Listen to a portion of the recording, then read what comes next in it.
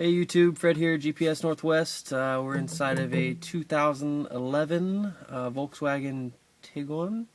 I'm not quite sure how to pronounce that, but Tiguan. Brand new, nice vehicle.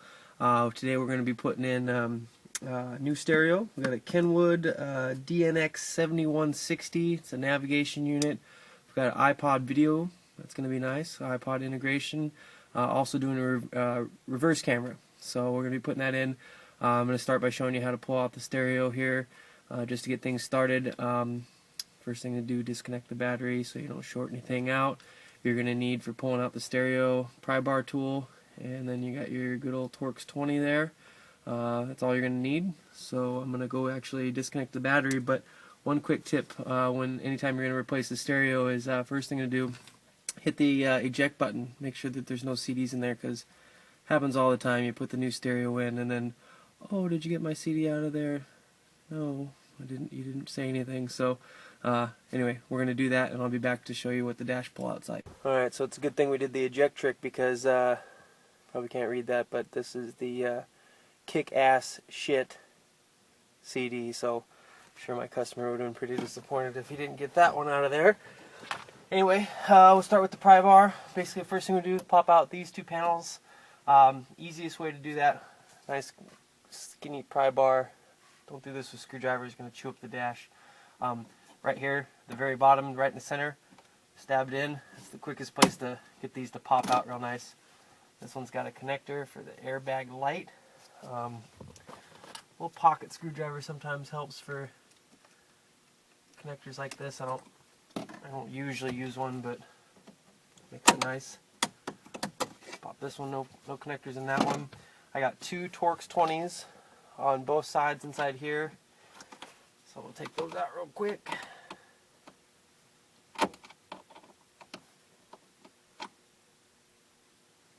Grab the Torx 25. I'll be right back. Torx 20.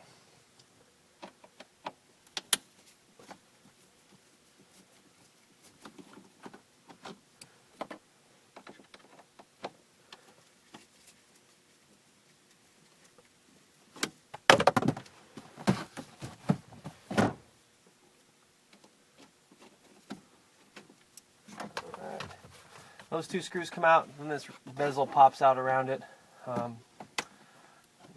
Just try right there at the bottom. That's good. Just kind of work your way around. Go easy. You don't want to break anything. Make sure that there's no other screws, but sometimes the clips can be stubborn. You just want to go slow and smooth, not to break anything.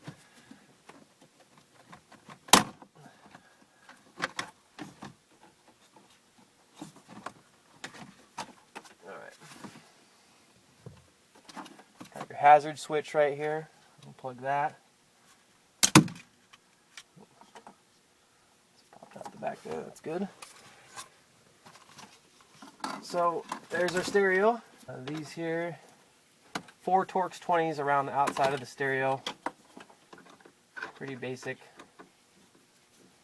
No special radio keys, just some quick spits and pry bars. Alright, we got those 4 out.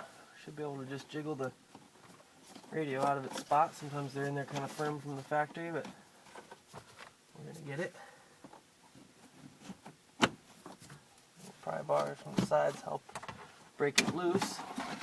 Alright, there she is. Alright, here's the stereo out. Here's another quick thing I recommend, especially on a 2011. This thing is brand new.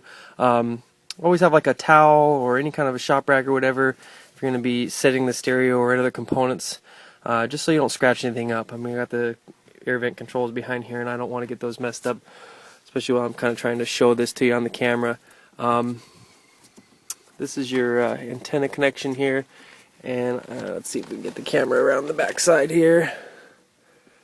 It's kind of blurry. This gray tab right here lifts up, and then this whole thing will wiggle out. There we go. That's off.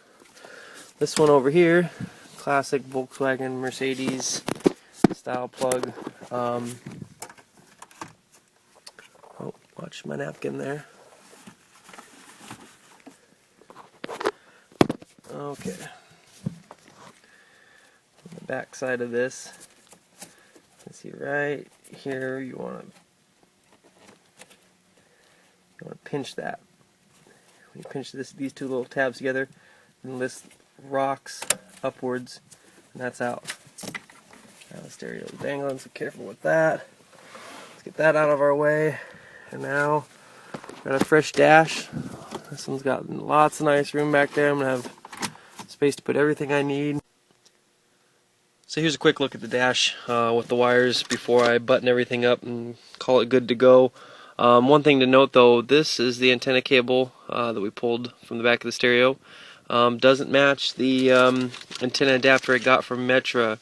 They show for the 2009 and 2010 Volkswagen Tiguan the, let's see, that's a 40, I know that's hard to read here, but it's a 40 EU55 adapter, and it's got a single end like that, and then obviously on this one we've got a double end. So I don't know if it's like this on all the Tigans or if just in 11 they changed. Not quite sure yet. We'll find out. It's like I said, this is a brand new car, so sometimes they change in the middle of years, but usually if the body style is the same, usually it's the same, but that's not always the case. Anyway, just run through these real quick. This is USB, the iPod adapter, which I've got mounted here in the glove box, and that's the USB that connects to the stereo, and then these are the audio and video inputs for that iPod. Like I said, the antenna. This is the basically the wiring harness for the vehicle.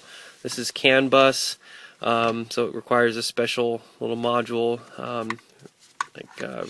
radio retention harness, basically is what they used to be called at least. And so anyway, that's all wired up. But actually, this is great because this actually gives me vehicle speed sensing, reverse wire, and what else do I get? Parking brake. I get parking brake out of that, so that's nice. I don't have to chase those wires down. That's just good to go. Here we've got, well, this is kind of a big mess of stuff, but this is all for the reverse camera. And we got the video that'll plug into the stereo video input for the reverse camera. And this deck actually has a plug output for wiring up this reverse camera directly to it, so I don't have to like tap the radio harness to wire that up. And then last we got the little microphone for Bluetooth and voice controls, and I've got that mounted right there. So anyway, we're gonna wrap this up and I'll show you a picture when we're done. I didn't want to forget about the GPS antenna. I actually just mounted it right on top of the stereo itself. It's got a magnet mount, and it will work just fine in that location. Basically, you can put it anywhere underneath the dash as long as it's got a clear line of sight through the windshield and it's not blocked by any metal.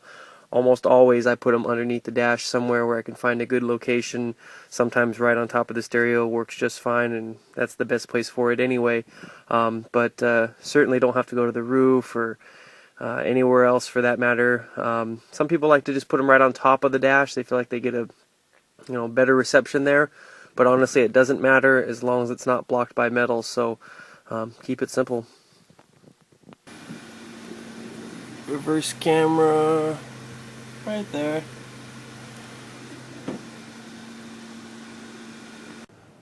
Alright, so this one's all good to go. Got the iPod cable hooked up here in the glove box. I like to leave enough room so that the driver can comfortably use this. I mean, that it's got full control, but just plugging in and out, it's got a little more room, make it comfortable. This one's got a full function remote that comes with it, so that's nice. We've got the reverse camera hooked up, automatic switching. We get to see the back of the shop garage door. I know it's a blur on the video here, but actually the color on that's really nice. I can actually see the reflection of the red taillights on the shop garage door, and it just looks really clean. So everything's good to go, except for one quick thing. Even though I knew better, it still got me this time. So worth noting that this here, your passenger airbag switch light, basically that needs to be plugged back in before the battery goes back on. I did the mistake of plugging in the battery just to test things out here before I buttoned up the dash, and that threw the airbag light. So now you can see that it's stuck on there. Really not that big of a deal. I know it didn't do any harm to the vehicle. The airbags would still deploy. However, it's just since it saw the switch disconnected, it needs to be taken to the dealer so they can turn that code off. So don't let that happen to you. You know, if you're going to be doing this, just make sure that you put this switch back in before you put the battery on. That way the car never realizes that it's not hooked up. Other than that, we're good to go. Thanks for watching.